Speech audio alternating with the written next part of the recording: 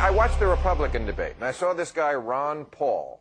He's my new hero. Start the clock. What he was saying was we should listen to our enemies. We would actually make ourselves safer.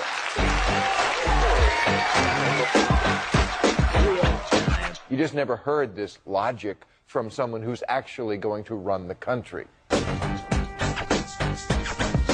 Got Ben Affleck here. They're screaming for Ron Paul.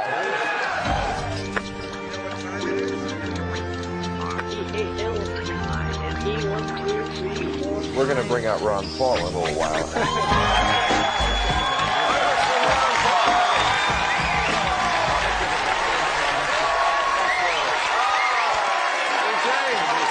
Ben Affleck.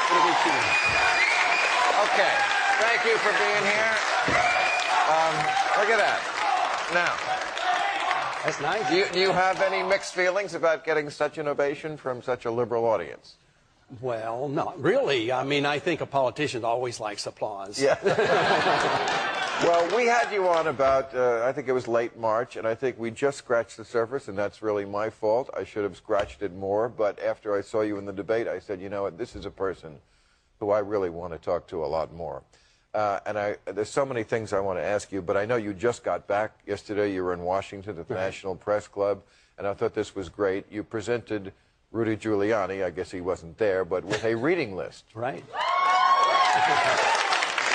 And Rudy Giuliani, who took you on in this debate and pretends to be such a terrorism fighter, he really hasn't read anything about it, has he? No, it looks like he skipped the 9/11 investigation. You know, he didn't read that report because it sort of supported my position on that. And what of the things that you suggested he read do you think are most important that he be aware of? Well, I think it's been known for quite a few decades that our foreign policy has what the CIA calls blowback. It has unintended consequences. You can go back to 1953 when we put the Shah into power, or us supporting Osama bin Laden and radicalizing the Islamics to go after the Soviets, and that comes back as blowback. Our support for Saddam Hussein in the 1980s. And this comes back to haunt us, and that's why I have been very attractive and very supportive of what I call a non-interventionist foreign policy. Mind our own business and stay out of the internal affairs of other nations.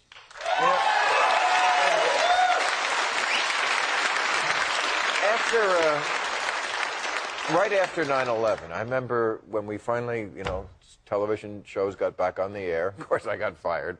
But the other ones that were still able to... The other shows. Yeah, the other shows. Yeah. I said the wrong thing, too. But the big question, I remember, was, why do they hate us? Remember that? We had about a week where we were all, why do they hate us? And then we just forgot that and went, they're evil. They're evil, we're good. We don't... Why do you think America is so dumb? Was it always this dumb? I hope not all of us. No, not all of us. We're Americans. Yes, right. But how do you get the smart America? I mean, come on. I mean, if America was a smarter country, wouldn't you be leading in the polls? Let's hope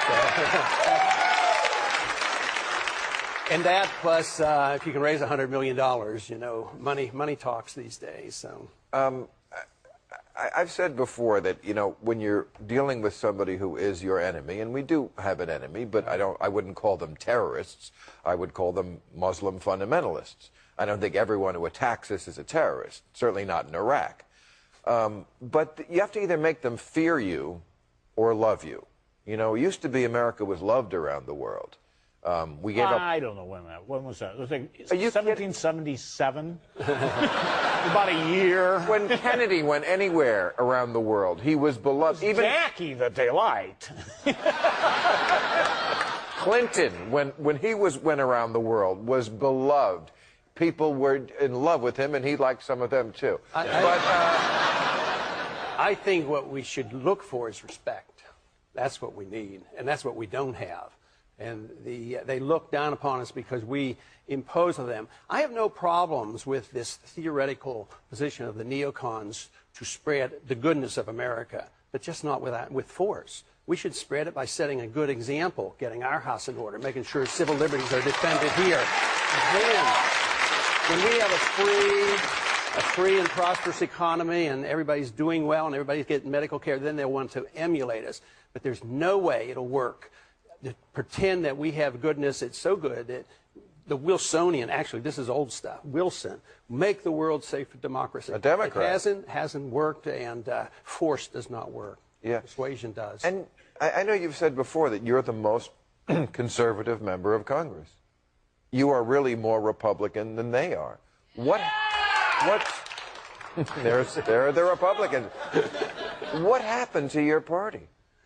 They've lost their way, and they tend to be critical of what I'm saying, but I think it hurts.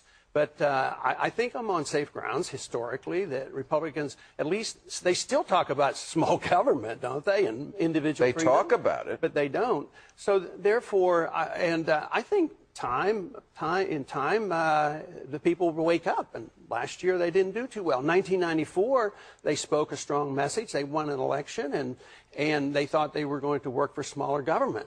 And look, and even on the foreign policy, how did George Bush get elected? Strongly critical of Clinton, right. Nation building and policing the world, and this is what he pushed. The peace candidate always wins. Just think about it. Even before World War I and World War II, we're going to keep you out of the war. Eisenhower wins and Nixon wins. What about Barry Goldwater and the Johnson campaign? I mean, even though Johnson was promoting the war and spreading it, Barry Goldwater was turned into the guy that was going to unleash the bomb. So right. the peace is a powerful message, especially after the war has been going on and the people wake up and realize how many people die and how much it costs.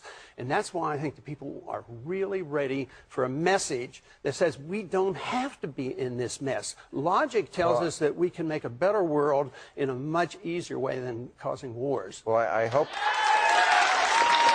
out there delivering it. I know that some people have tried to get you out of the Republican debates, right, and to just make you go up to the blackboard and write 1,000 times they hate us for our freedom.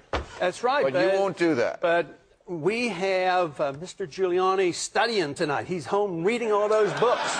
And he's going to come back and he's going to apologize to me. And he's going to say, I'm sorry, Ron, I just didn't know that that's the way foreign policy works. I didn't even know that you just can't blame Americans for our foreign policy, that it's the policy that's at fault. It's not the fault of the Americans who are victimized by these evil, monstrous, murderous people who come over and kill us.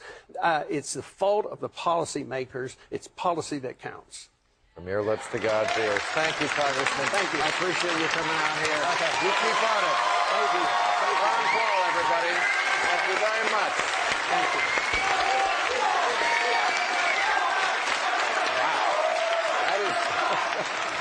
That is the most applause a Republican ever got around here.